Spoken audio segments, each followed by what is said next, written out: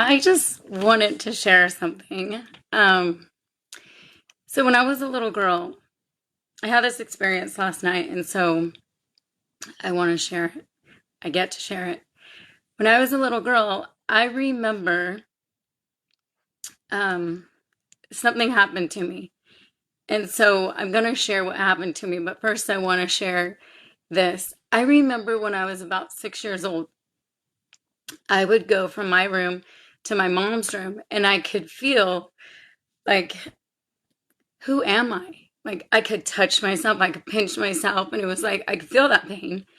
But I'm April. Like, what is this that I'm in? And you could call it a body, you could call it a vessel. I call it a Merkabah, which is just basically it's housing my soul. And so, anyways, I clearly remember thinking like, who am I? Why am I in this body? What is this world all about? And so last night when I was sleeping, it's this happens all the time, and I know it happens to lots of people where you wake up and you're like inspired, you need to do something or you need to create something or something like that, right? So I woke up, it was midnight. No, that's not true. I woke up and I saw it was 2:46 in the morning because I looked at my phone and I had seen a text from a friend at 12 o'clock and she was sharing something. And I looked at it and I was like, that's not truth. And I went and I got in bed and I was laying there and I was like, oh, here we go again. And I'm thinking, okay, the spirits over here, they want me to create something. They want me to talk to someone. And I was like, whatever. And I just laid there and I was like, oh, they don't. So I'm going to have this experience. So I was sleeping and the same thing was like going through my head. And I remember saying like, okay, I understand. I really want to go to bed. And I fell asleep. And so when I woke up this morning, I had to call my mom and ask her because when I was little, I've never really shared this. When I was little, I would um, I would have seizures, and she'd have to bring me back. So this would happen all the time. So I called her and I said, "Mom, I remember," and this is how I fell asleep last night. I remember following your eyes. I was following your eyes to come back. And it chokes me up because so many times before the age of 5, I was going over there. And I say over there because I feel like I live in other worlds, even though I'm here. Like you're looking at me. This is April. I'm here. However, my spirit, my soul, whatever you want to call it, is always in other places. I'm so connected to the other side. And I never really put two and two together until this year. I'm 45, almost 46. So it's taken me a long time to realize like how it is that I communicate with other things, how it is I have this knowing, how it is I just do what I do, and how it all is. And so I asked my mom this morning, I said, Mom, was it at that? Like I was asking her these things that happened because one time she said she came in my room and I was super little.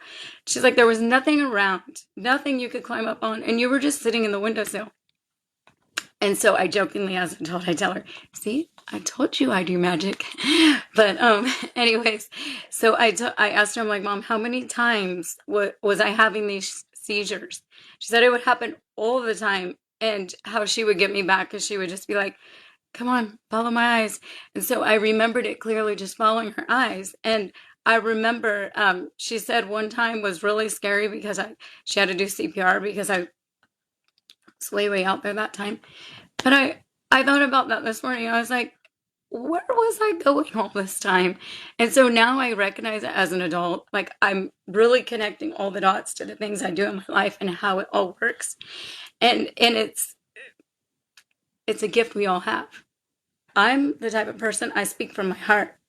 I speak from my heart and I do things out of my heart space. And something I'm seeing really prevalent right now in this time is so many people are feeling, thinking, that they need to take on other people's pain and suffering, or they need to like fix or heal themselves. Like there's so many things going on. So I have like, this is like just a crystal. Like when April has to stay in April's lane, I put myself in here. And I'm just like, April, stay in your lane. Because there's so many things going on that aren't truth. And the way that you know if something is truth or not is you go in your heart. Because you know, because you have a knowing. You don't necessarily have to die or stop breathing or have seizures or have a traumatic event to have a knowing. Sometimes it's easier not acknowledging your knowing because then you don't have to be accountable. That sounds horrible. But a lot of people have asked me, like, how do you know that? Or why do you say that? And so I've been thinking about it. How do I know that?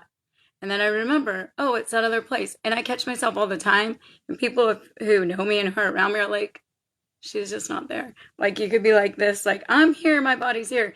But I'm like somewhere else doing something else.